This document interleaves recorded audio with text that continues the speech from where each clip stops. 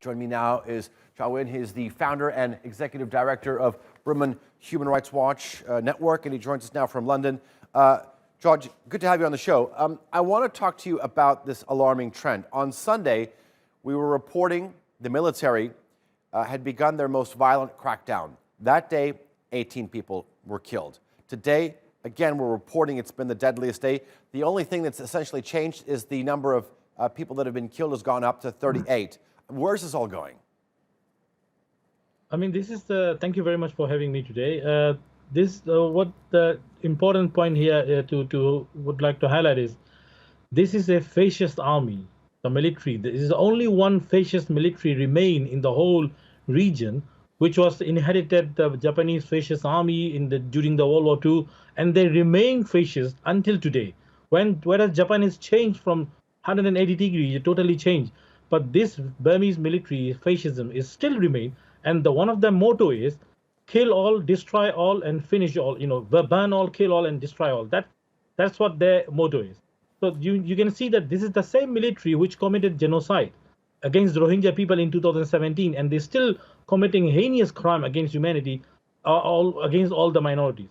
And you see that yesterday and also this whole month, all the crises, the way they have treated the peaceful protesters, it's heinous. It's horrific.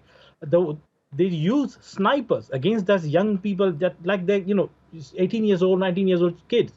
How can they become such a threat for them? They are just protesting. They are practicing their democratic rights against the military coup. Kyaw, I understand your description of the Myanmar military being a fascist army. But I have to bring something to your attention. One of the things that's different with this military intervention or crackdown is that it's happening during a digital age.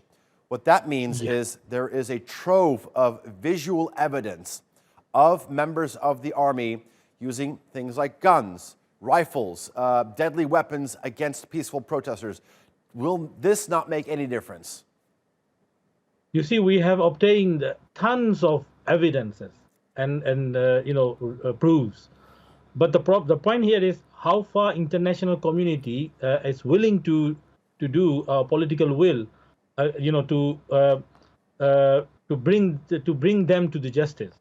How far that is an important question here. But the point here is, important thing is now what international community immediately need to do is arms embargo, impose arms embargo against this military, and also target the economic sanction against the companies belongs to military and their cronies. So you see there in the region, there are a lot of political changes happen, and during these 5 years, in Malaysia, in Indonesia, there are many things happen, but none of them are prove that kind of cruelties to their people, because the difference is they are not fascist. They are not fascist army. These are the fascist. Burmese military is the only fascist army in the world today, which has been threatened. It is like a cancer. It can spread to other countries as well. So we need to immediately respond that international community. Okay. I mean, if you think it's important, let's talk about the international community's will. The United States has called on the military or the junta to respect peaceful protesters. The European Union has done something similar, as has ASEAN. I'm wondering, when do you think the United Nations Security Council will unanimously, including China, will say, all right, this is enough, and they'll start to intervene?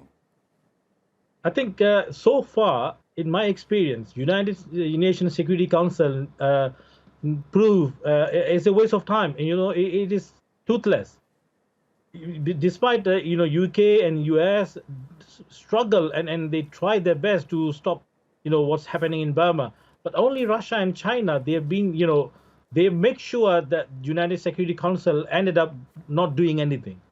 So that is one of the very sad thing. But immediately we have to consider that there must be some alternative, because we can't allow to kill people like a chickens and birds by this military with the snipers every day.